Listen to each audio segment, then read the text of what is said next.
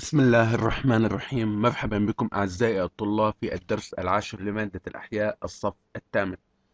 تعالوا معا لنرى المقطع التالي.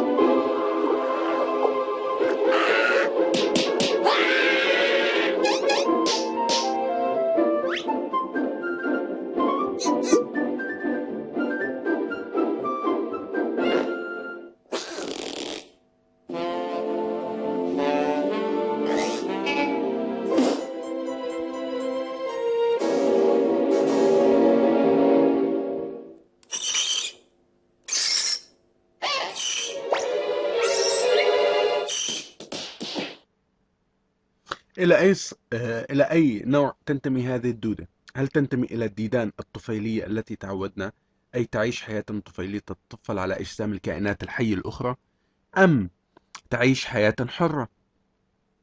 وكيف هو حال الجسم؟ إذن بالتأكيد هي دودة من الديدان التي تعيش الحياة الحرة بعيدا عن الحياة الطفيلية. تعالوا معا لنرى موضوع درس اليوم. إذن موضوع درس اليوم دودة الأرض، وسنتعلم إن شاء الله في درس اليوم أولا دراسة لدودة الأرض، تحديد البيئة التي تعيش فيها دودة الأرض، وتبيان الوظائف الحيوية لدودة الأرض، من ثم المقارنة بين نمط التغذية لدودة الأرض والديدان الأخرى، وأهمية دودة الأرض، واستخلاص الصفات العامة للديدان الحلقية ستكون في موضوع الدرس القادم إن شاء الله. أهم المصطلحات الأساسية: ديدان حلقية، أشواك كيتينية، كلى ابتدائية، السرج، قلوب كاذبة، جهاز نقل مغلق. تعالوا معنا لنرى المقطع التالي. It will take a further 5 years to reach full size and become this remarkable creature. قام So صديقنا the question is, باستخراج من how التربة long الرطبة is كما a giant نشاهد earthworm? Well, دودة it's not an easy question من to answer. ديدان The الأرض. fact of the matter is, تعالوا معنا they're rather نتعرف عليها في delicate بيئتها. creatures and they نلاحظ break. جسمها رطب. If I was so unfeeling as to try and stretch it, well, I guess it might stretch to a couple of meters, طبعا almost يمكن أن 6 تمتد feet. إلى couple of meter، يعني مترين. طبعا How long يتراوح they طول live? ما بين 18 Well, some سنتي، say up to وفي 20 بعض years, but المناطق we يمكن really أن don't يصل know. إلى مترين كالمناطق And we certainly الاستوائية. don't know how they manage to mate deep underground as they وهي squelch their way تعيش through تحت their الأرض lonely كما tunnels. نشاهد في المنطقة الرطبة. إذن إلى أي صنف تنتمي دودة الأرض؟ هل تنتمي إلى الديدان الشريطية أو المنبسطة، أم تنتمي إلى الديدان الأسطوانية، أم تنتمي إلى الديدان الحلقية؟ طبعا الديدان الشريطية أو المنبسطة كالديدان الشريطية العزلاء والمسلحة والوريقة الكبدية، لو قمنا بانتزاع مقطع من جسمها سنشاهد عبارة عن قطعة شريطية منبسطة. أما بالنسبة للديدان الأسطوانية، لو أخذنا مقطع من جسمها سنشاهد هو عبارة عن أسطوانة. أما بالنسبة للديدان الحلقية عبارة عن حلقات أو أسطوانات متصلة مع بعضها البعض. فإلى أي صنف تنتمي دودة الأرض؟ بالتأكيد إلى صنف الديدان الحلقية. إذن تعالوا معا لنرى أو نتعرف على أقسام جسم دودة الأرض. أولا نبدأ مع الرأس، مجموعة من الحلقات المنتفخة ندعوها السرج، من ثم بقية الجسم هو عبارة عن حلقات مرتبطة مع بعضها البعض، وبالنهاية سنشاهد الشرج. إذن هذه هي أقسام جسم الدودة الرئيسية. نعيدها مرة أخرى. إذن نبدأ مع الرأس، من ثم مجموعة حلقات منتفخة تقع في الثلث الأول من الجسم ندعوها السرج. ما تبقى من الجسم هو عبارة عن مجموعة من الحلقات طبعا ملتصقة مع بعضها البعض كذلك في المقدمة. أما في النهاية سنشاهد الشرج. إذن هذه هي أقسام جسم الدودة الرئيسية. فتعالوا معا نطالع بعض المعلومات الإضافية عن دودة الأرض. تكون الديدان الحلقية شعبة كبيرة من الديدان، يعيش أغلبها حرا في البحر أو في المياه العذبة أو في التربة الرطبة، وقليل منها يعيش طفيليات خارجية، وتختلف في طولها. إذن بشكل عام لا تعيش داخل أجسام الكائنات الحية، جميعها خارجي. وتختلف في طولها، فبعضها أقل من 1 ملم، وبعضها يصل طوله إلى 2 متر تقريبا في المناطق الاستوائية. ودودة الأرض هي نوع واحد من 9000 نوع من الديدان الحلقية. فأين تعيش دودة الأرض؟ تعيش دودة الأرض من اسمها أخذت اسمها من بيئتها. هي تعيش تحت الأرض في المناطق الرطبة، وذلك للحفاظ على جسمها رطبا. إذا أين تعيش دودة الأرض؟ تعيش في التربة الرطبة، لكنها تفضل التربة الغنية ببقايا الكائنات المتفسخة، وهي تنشط في الليل. وعند بزوغ الشمس مباشرة تهرب إلى حفرتها التي حفرتها. طبعا ضع إشارة صح أمام العبارات الصحيحة وإشارة خطأ أمام العبارات الخاطئة.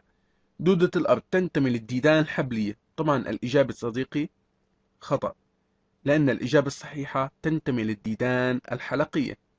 دودة الأرض ذات نشاط ليلي. طبعا هذه هي الإجابة الصحيحة. عند وجدنا طبعا في المرحلة السابقة أن دودة الأرض عندما تشاهد الشمس فإنها تهرب إلى حفرتها. لكن ماذا يحصل للديدان عند هطول الأمطار؟ سنشاهد أن مجموعة كبيرة من الديدان ميتة. لماذا؟ لأن هطول الأمطار ماذا يحدث للتربة عزيزي الطالب؟ سيقوم بإغلاق جميع مسامات التربة. فبرأيك هل تستطيع التنفس دودة الأرض؟ طبعا لا. إذا فسر علميا ما يلي: مشاهدة ديدان الأرض ميتة بعدد كبير على سطح التربة بعد ليلة ماطرة.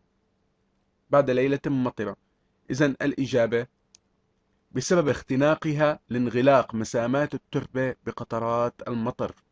بسبب اختناقها لانغلاق مسامات التربة بقطرات المطر.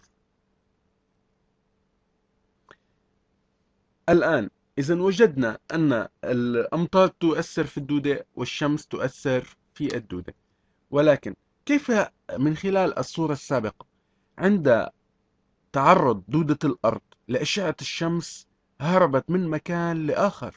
إذا هي تستطيع الحركة، فما الذي يساعد جسمها على الحركة من مكان لآخر؟ أولا كما نشاهد squeeze those muscles، يعني انقباض وانبساط العضلات. كما نشاهد انقباض وانبساط عضلات جسمها، هي من تمكنها بشكل رئيسي للحركة. ولكن قد يجيب الطالب بأن جسمها زلق لأنه رطب، فلا تستطيع ذلك يؤدي إلى انزلاقها، فلا تستطيع الانتقال من مكان لآخر. فلا بد من أن هناك شيء آخر يضيف لتقلص العضلات الحركة، وهو وجود 4 أشفاع من الأشواك الكيتينية. الشفع صديق الطالب ورد في القرآن الشفع والوتر، أي الزوج. إذا كل شفع هو عبارة عن زوج. زوجنا زوجين، 3 أزواج، 4 أزواج. إذا لديها 4 أشفاع من الأشواك الكيتينية على جسمها، تؤمن لها عدم الانزلاق. إذا كيف تستطيع دودة الأرض الانتقال من مكان لآخر؟ إذا بمساعدة تقلصات عضلات جسمها والأشواك الكيتينية. طبعا كم عدد الأشواك الكيتينية؟ 4 أشفاع من الأشواك الكيتينية. ولكن هناك ملاحظة أخرى. كيف استطاعت الهرب؟ قد علمنا ذلك، ولكن كيف أحست بوجود الشمس؟ كما شاهدنا سابقا أن هذه الصورة طبعا ليست صورة مطابقة لدودة الأرض، لأنها لا تمتلك أعضاء للحس كالعيون مثلا. عفوا، لا تمتلك أعضاء حسية بصرية كالعيون. إذا لا تمتلك أعضاء حسية بصرية كالعيون. ولكن كيف استطاعت الهرب؟ كيف شعرت؟ كيف رأت الشمس؟ كيف أحست بوجود الشمس، لأن الجلد يحتوي على خلايا تحس بالمؤثرات الخارجية، وينتقل هذا الإحساس إلى الجهاز العصبي المكون كما سنشاهد من عقدة مزدوجة فوق البلعوم. هذه هي العقدة المزدوجة، عقدتين، عقدة مزدوجة تحت البلعوم، طوق عصبي يصل بينهما، يصل بين العقدتين فوق البلعوم وتحت البلعوم، ومن ثم من عقدة تحت البلعوم يخرج حبل عصبي بطني مزدوج، يخرج منه نهايات عصبية في كل حلقة، طبعا بالإضافة لوجود عقدة في كل حلقة. كل حلقة ستحتوي على عقدة، كل حلقة ستحتوي على عقدة. إذا عن العقدة تحت البلعوم حبل عصبي بطني مزدوج وعقدة عصبية في كل حلقة. إذا هذه عقدة عصبية في كل حلقة يخرج منها نهايات عصبية لكل الحلقة. بينما كانت صديقتنا في عند غروب الشمس تراقب أو الحقول كما نشاهد في الصورة، وجد دودة الأرض تتغذى. إذا ما هي غذاء دودة الأرض بشكل عام؟ كما وجدنا في السابق أنها تفضل تربة غنية بماذا؟ طبعا تفضل التربة الغنية بالمواد المتفسخة والغنية بالمواد العضوية. بالإضافة إلى هذا تقوم بالتغذية على بعض النباتات وأوراق الأشجار، بالإضافة إلى ما تم استخلاصه أو ما تحتوي عليه التربة عفوا. إذا نستنتج من هذا الحديث كله أن لدودة الأرض فم، هذا هو فم دودة الأرض. إذا كيف طبعا يدخل الطعام إلى فم دودة الأرض؟ من خلال الفم هو عبارة عن فتحة تصل الوسط الخارجي بجهاز الهضم، فمن خلالها يدخل الغذاء من الوسط الخارجي إلى جهاز الهضم ليتم طحنه. طبعا تجيبنا دودة الأرض أنها لا تمتلك أسنان مثلنا عزيزي الطالب، أنها تطحن الطعام بالقانصة العضلية. فتعالوا معا نتعرف أقسام جسمها الهضمي. يبدأ بالفم وهو الفتحة التي تصل الوسط الخارجي بجهاز الهضم، أو يدخل منها الغذاء من الوسط الخارجي إلى جهاز الهضم. من ثم بالعوم، يليه حويصلة لترطيب الطعام، ومن ثم تليها قانصة عضلية تسحق الطعام، ومن ثم يليها معي طويل يمتد حتى يصل إلى مستقيم في فتحة الشرج. هذه أقسام الجهاز الهضمي. إذا يتألف جهاز الهضم عند دودة الأرض من فم وبلعوم وحويصلة وقانصة عضلية ومعي طويل فمستقيم، وتنتهي بفتحة الشرج. إذا في الصورة السابقة التي عدنا إليها مرة أخرى، وجدنا أن دودة الأرض عندما أحست بوجود الشمس انتقل الإحساس إلى الخلايا الحسية الموجودة في جسمها وهربت إلى داخل الحفرة. لكن لماذا؟ ما الذي أدى هروبها إلى داخل الحفرة؟ لأنها كما تجيبنا أنها تتنفس عبر الجلد، كما نرى أنها تتنفس عبر الجلد الرطب. إذا تتنفس عبر جلدها الرطب، ولكن I breathe through my skin as long as it stay wet، يعني طالما بقي رطبا. إذا فعند تعرضه للشمس ماذا يحدث لرطوبة الجلد؟ ستجف، وبالتالي سيؤدي إلى اختناق الدودة أيضا. فإذا لهذا تقوم دودة الأرض بالهروب من أشعة الشمس، ولا تخرج إلا عند حدوث أو بدء فترة الليل. ولكن بعض الأطفال عندما يشاهدون دودة الأرض يقتلوها بمادة الملح أيضا، عندما يرش عليها بعض من الملح يجف أيضا الجلد ويؤدي إلى موتها أيضا اختناقا. ونحن لا ننصح الأطفال باللعب بهذه، أنت تلعب بحياة كائن. تعالوا معا إذن لنرى. إذن الآن الدم يحتوي على الغذاء والأكسجين من خلال جهاز الهضم والتنفس الذي هو الجلد الرطب. طبعا جهاز التنفس كان غير موجود ببعض الديدان السابقة، كالدودة الشريطية العزلاء والمسلحة والورقة. إذن أغلب الديدان الطفيلية كالأسكاريس أيضا كانت لا تحتوي على جهاز تنفس. أما هنا دودة الأرض لكونها تحيا حياة حرة فلا بد لها من أن تعيش بجهاز تنفس. الآن فلا بد من جهاز دوران. الدم يحتوي على الغذاء، طبعا الأكسجين والغذاء، ولكن هل ما لون الدم عزيزي الطالب؟ أولا أريد أن أطرح لك السؤال: ما لون الدم الذي تشاهده في الأوعية الدموية لدودة الأرض؟ لون الدم هو أحمر. إذن هل نحن نعلم أن اللون الأحمر لجسم الإنسان يكتسب لونه من خضاب الدم؟ فهل تحتوي دودة الأرض على خضاب الدم؟ في الحقيقة لا. إذا ما الذي أكسبها اللون الأحمر؟ اللون الأحمر اكتسبته من صباغ خاص يشبه خضاب الدم وليس خضاب الدم. إذا وجود هذا الصباغ الخاص هو الذي سيساعد في حمل الأكسجين والغذاء لجميع خلايا الجسم. فتعالوا نتعرف جهاز الدوران لديها. طبعا جهاز الدوران عبارة عن عفوا كما نشاهد هو عبارة عن جهاز أو عفوا وعاء دموي بطني ووعاء دموي ظهري، يصل بينهما 5 أشفاع أي أزواج من القلوب الكاذبة. تجيب الطالب أين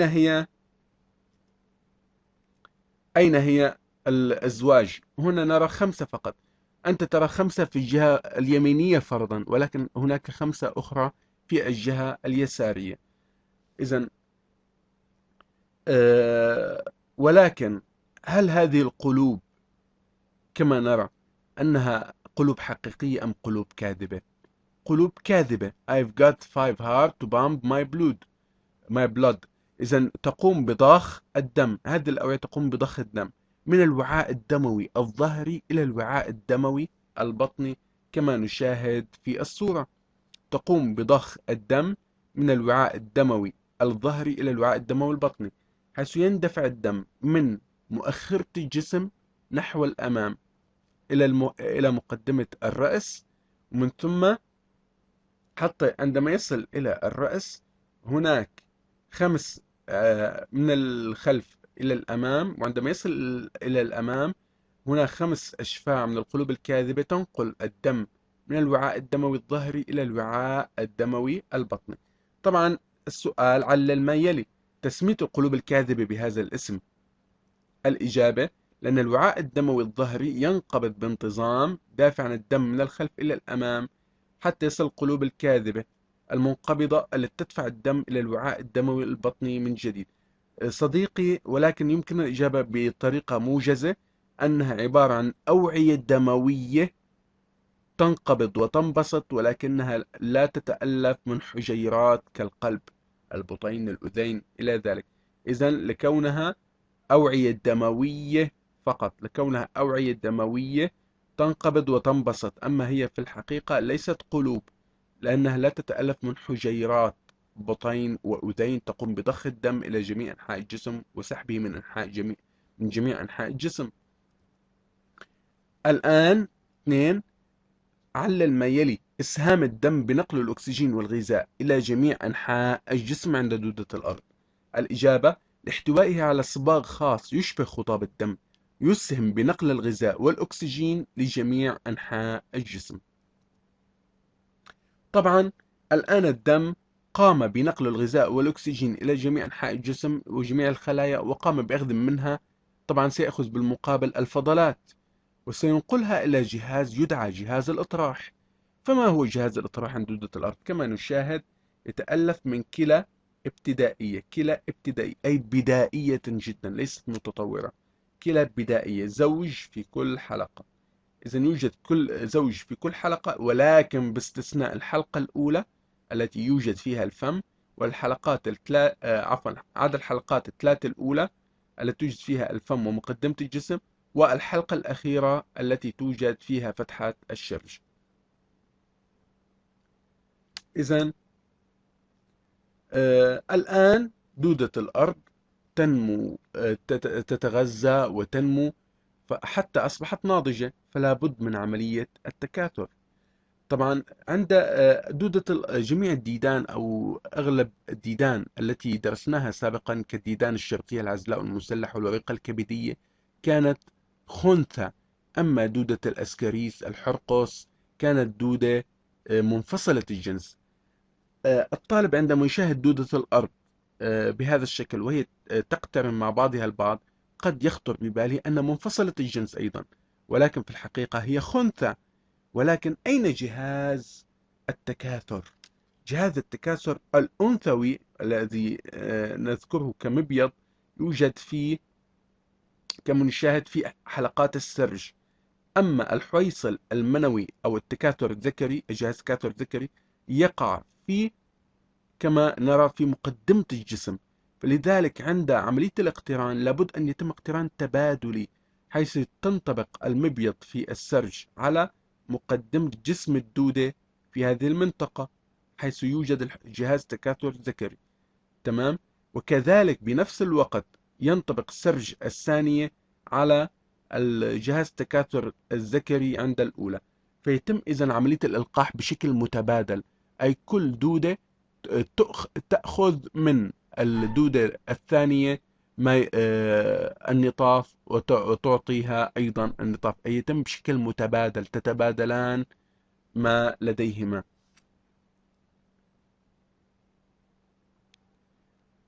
بالنسبة لدودة الأرض إذن وجدنا أنها خنثى وتقوم بعملية الإلقاح المتبادل، لأن طبعا الإجابة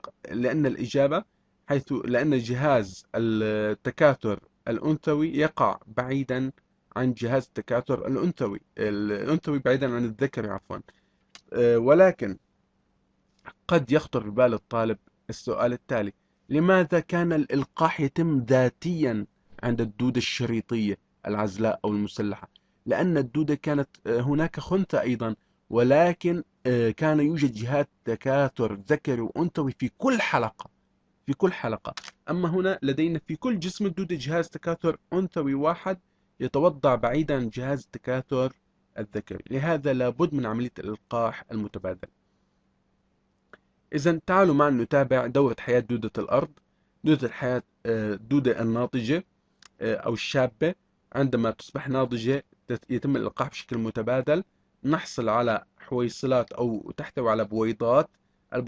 البويضات تحتوي على يرقات التي عند فقسها تخرج منها اليرقات وتنمو حتى تصبح ناضجة. هذه هي دورة حياة دودة الأرض. إذا تعالوا معنا نطرح بعض الأسئلة التالية. فسر علميا ما يلي: قيام دودة الأرض بالتلقيح التبادل، أي عدم تلقيح نفسها بنفسها بالرغم من أنها خنثى. الإجابة. أيضا سؤال آخر: اكتب المصطلح العلمي المناسب للعبارة التالية: هي بضع حلقات منتفخة تقع في الربع الأول من الجسم، تفرز مادة مخاطية تشكل الشرنقة التي تحيط بالبيوض. إذا بضع حلقات منتفخة تقع في الربع الأول من الجسم، تفرز مادة مخاطية تشكل الشرنقة التي تحيط بالبيوض. الإجابة هي السرج، طبعا لأن المبيض يقع قرب السرج، أما الأعضاء الذكرية تقع قرب الرأس. تعالوا معنا نتعرف أهمية دودة الأرض. نلاحظ أن دودة الأرض في الصورة الأولى تقوم بحفر أنفاق في التربة ما يسهل طبعا تهوية التربة بالدرجة الأولى. الثانية هي عند هطول الأمطار، دخول الأمطار عبر مسامات التربة إلى باطن الأرض. كذلك لديدان الأرض أهمية كبيرة في تشكيل الدبال، فالأنفاق المتعددة اللي تحفرها تسهم في تهوية التربة ونفوذ ماء المطر فيها، كما تساعد على نمو الجراثيم الهوائية، لأن الجراثيم الهوائية لا تستطيع العيش دون الهواء أو الأكسجين، وتحلل المواد العضوية، فتساعد بالتالي في تحليل المواد العضوية الموجودة بداخل التربة. وهذه العملية ذات أهمية بالغة بالنسبة للغابات والمروج التي لا تحرس. إذا بدلا من أن نقوم بحرسها، دودة الأرض هي من تقوم بالمهمة. كذلك عند مشاهدتنا لتربة عميقة بدون دودة الأرض، سنشاهد أن التربة العميقة ستكون أكبر. أما التربة السطحية الصغيرة. أما مع وجود ديدان الأرض ستشاهد أن التربة السطحية أكبر أو أعمق، في حين أن التربة العميقة أقل. بالتالي وكذلك التربة تحت سطحية. إذا هذا يفيدنا في تشكيل تربة سطحية جيدة وخصبة بشكل نهائي. وإلى اللقاء إن شاء الله في الدرس القادم أعزائي الطلاب.